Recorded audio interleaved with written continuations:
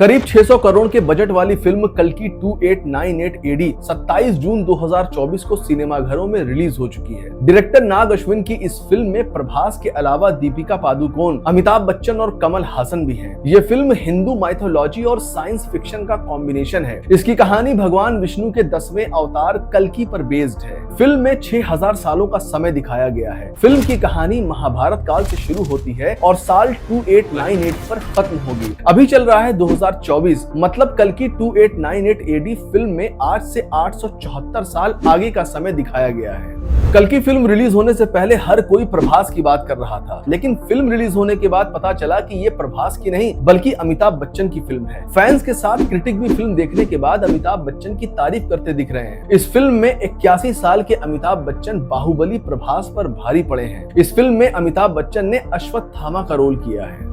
Film के title से ये तो साफ हो गया है कि कल्कि 2898 की कहानी कल्कि अवतार से इंस्पायर्ड है। तो चलिए डिटेल में समझते हैं कि क्या है कल्कि अवतार की असली कहानी और ये अवतार पृथ्वी पर कब और कहां होगा।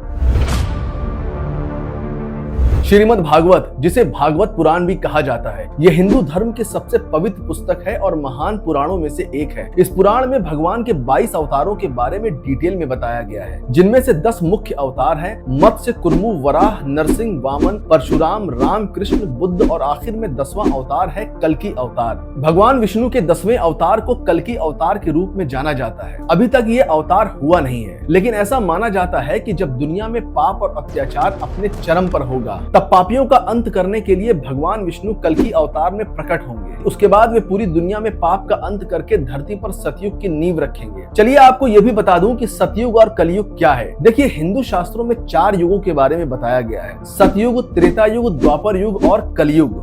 चारों युगों में सबसे पहला युग सतयुग है। इस युग में देवी देवता पृथ्वी पर इंसानों की तरह ही रहते थे। इस युग में भगवान विष्णु के मत्स्य, कच्छप, वराह और नरसिंह अवतार हुए थे। त्रेता युग, इस युग में पाप और अधर्म का नाश करने के लिए भगवान विष्णु ने श्री राम, वामन और परशुराम के अवतार लिए थे। द्वापर युग, इस युग में भगवान विष्णु ने धरती पर श्री कृष्ण का अवतार लिया और कंस जैसे पापियों का नाश किया था। आज जिस युग में हम सब जी रहे हैं वो कलयुग है। चारों युगों में सबसे ज्यादा पाप कलयुग में माना गया है। इस युग में भगवान विष्णु के अवतार माने गए बुद्ध का भी जन्म हुआ था, जिन्होंने इंसानों को अहिंसा का रास्ता दिखलाया था। धर्म ग्रंथों के मुताबिक कलयुग के अंतिम समय में भगवान विष्णु पृथ्वी पर कल्कि अवतार लेंगे। पर सवाल ये उठता है कि कलयुग का अंतिम समय कब आएगा।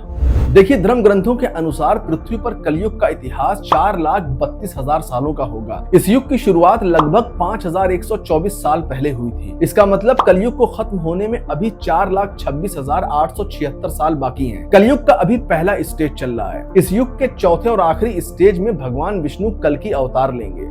ये तो पता चल गया कि कल्कि अवतार कब होगा। अब सवाल ये उठता है कि कल्कि अवतार पृथ्वी पर कहां और किस जगह होगा। इस सवाल का जवाब श्रीमद् भागवत में छुपा है। श्रीमद् भागवत में लिखा है: संभल ग्राम मुख्यस्य ब्राह्मणस्य महात्मना भवने विष्णु यशसा कल्कि प्रादुर्भविष्यति। इसका मतलब है संभल गांव में विष्णु यश नाम के एक ब्राह्मण होंगे। वो भगवान विष्णु के भक्त और वेदों और पुराणों के जानकार होंगे। उस विष्णु भक्त ब्राह्मण के घर में ही भगवान विष्णु कल्कि जन्म लेकर पाप का अंत करेंगे। संभल गांव उत्तर प्रदेश के मुरादाबाद शहर के पास है, जहां भगवान विष्णु का कल्कि अवतार होगा। लेकिन सवाल ये उठता है कि उस समय पहचानेंगे कैसे कि यही कल्कि अवतार है। धर्म ग्रंथों के मुताबिक भगवान विष्णु कल्कि अवतार में देवदत्त नाम के सफेद घोड़े पर सवार होंगे। उनके हाथ में तलवार होगी, जिससे वो पापियों का विनाश करेंगे। ये तो बात हो गई कल्कि अवतार की। अब बात करते हैं अश्वत्थामा की। तो कौन है अश्वत्थामा, जिसका रोल फिल्म कल्कि 2898 एडी में अमिताभ बच्चन ने किया है। साफ भाषा में कहूँ तो अश्वत्थामा महाभारत के वो शापित योद्धा हैं जो आज भी जिंदा भटक रहे हैं। अश्वत्थामा गुरु द्रोणाचार्य के बेटे थे। अश्वत्थामा में 2 खास बातें थी। पहला ये कि उन्हें भगवान शंकर से अमर होने का वरदान मिला था, और दूसरा ये कि उन्हें एक ऐसी मणि मिली थी जो हर तरह की प्रॉब्लम से उनकी रक्षा करती थी। इस मणि को हमेशा वो अपने माथे पे रखते थे।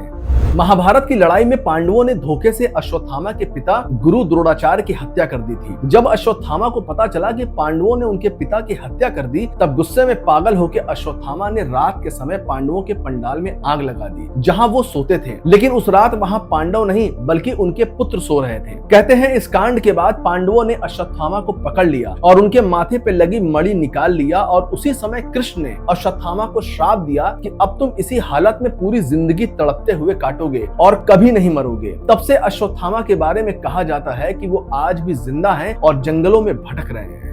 अब आखिर में बात करते हैं फिल्म कल्कि के डायरेक्टर नाग अश्विन की, जिनकी मेहनत की तारीफ करनी पड़ेगी। जिस तरह से नाग अश्विन ने माइथोलॉजी और भविष्य को जोड़कर एक काल्पनिक दुनिया रची है वो काबिले तारीफ है, क्योंकि इस तरह की कहानी सोचना, डिजाइन करना और पर्दे पर उतारना बहुत ही मुश्किल काम है।